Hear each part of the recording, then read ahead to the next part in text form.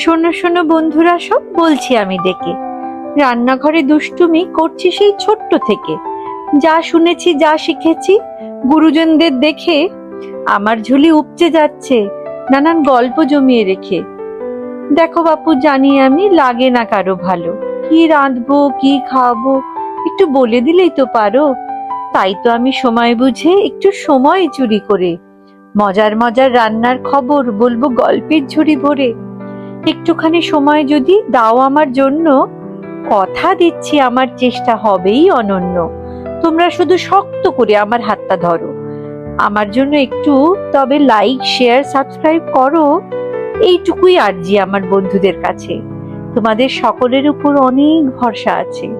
তবে হোক শুরু আজ থেকে নতুন পথ চলা, তোমাদের সাথে আছে বাকি আমার হাঁড়ির কথা বলা।